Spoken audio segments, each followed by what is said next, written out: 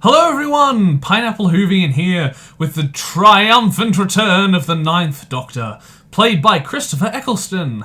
Thank God we have him back, because I don't know what I would have done if we were left with Nick Briggs' Mr. Bean impression. Hello, I'm the Doctor. Hey, what's going on round here?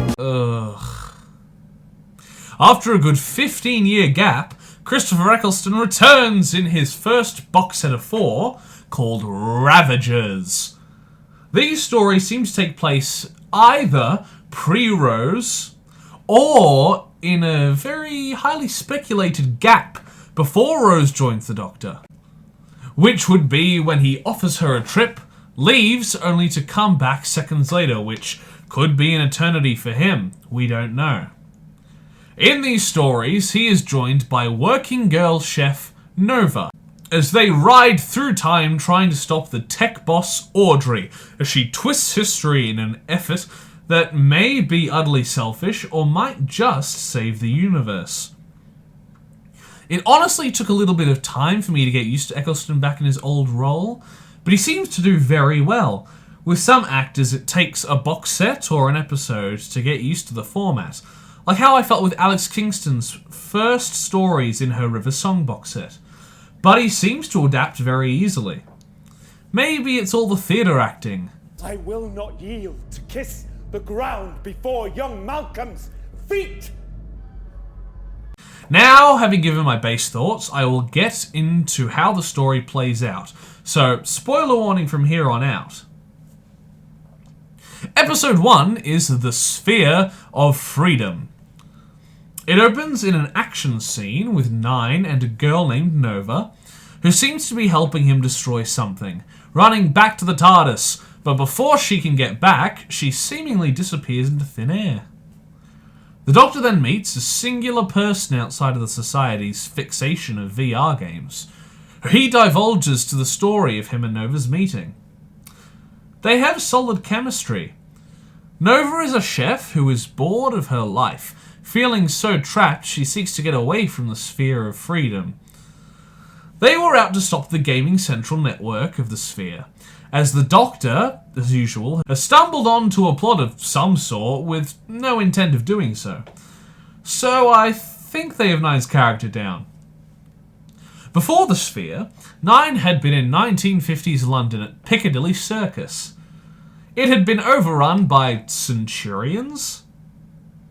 This is the result of time eddies.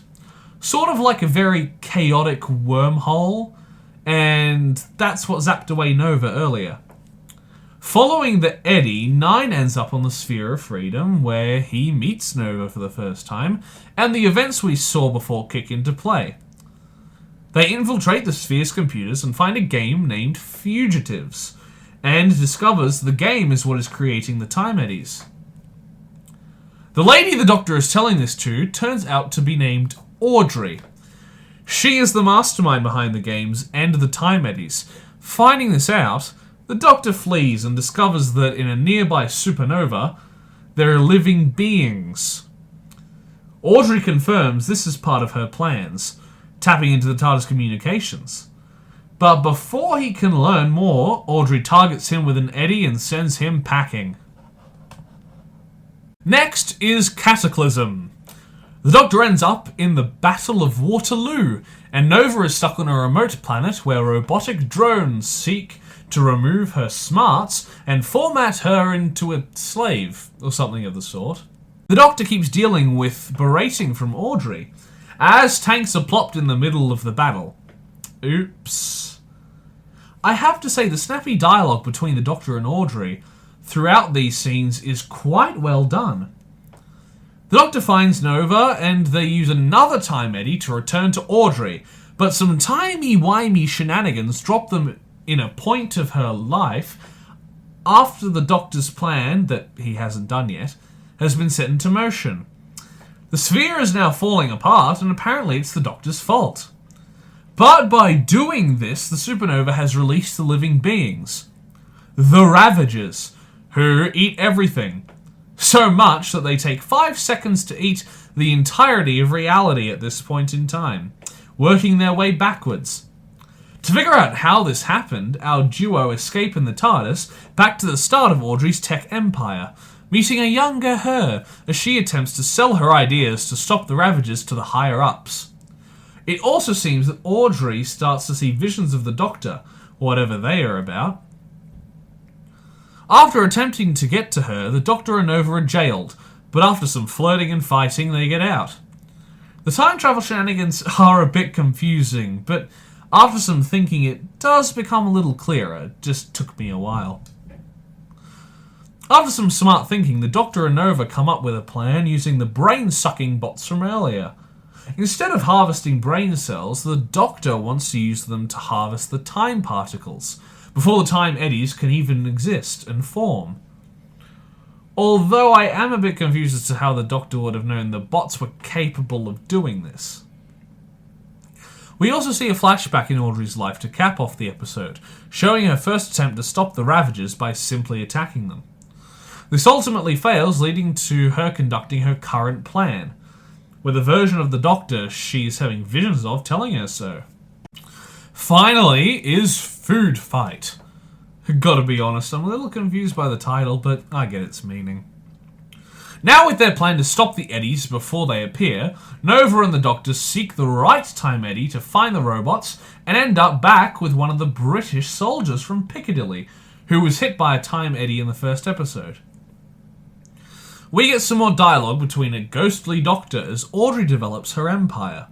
I think these scenes work pretty well.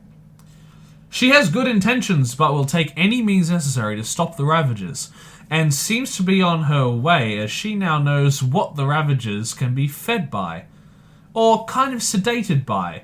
It's a type of pheromone. That's all the information we get for now. The TARDIS ends up back at Piccadilly, and the Doctor picks up the commanders of the British and the leader of the Centurions. This Centurion is voiced by Dan Starkey, so I really only hear Strax. It gets pretty funny at times. With their merry band, they fall back to the Sphere of Freedom before their last visit. In flashbacks, Audrey finally starts her games up, using the eddies to incorporate people throughout time into the experience, wanting their reactions. The hints to the eventual solution are cleverly placed, but we'll get to that explanation soon. The Doctor and his band appear on the sphere, leaving everyone in shackles after Audrey captures them. The Doctor is alone with Audrey, and they begrudgingly team up to stop the future that, ended the universe. Audrey's plan is to get the needed pheromones from the game's experiences to quell the Ravagers, so the Doctor shutting down the games will only make the Ravagers come forth like before. So this will obviously need a new solution. Nova and the others escape, and a battle outside the TARDIS ensues. Nova gets in the TARDIS and sends out the drones to get the particles, but this leaves the Ravagers without their food, unknown to the Doctor. The eddies reappear, and to save Audrey, he gets flung into one of them, leading him zipping along her timeline to become the echoes she kept seeing, ending the line with him in front of the Ravagers.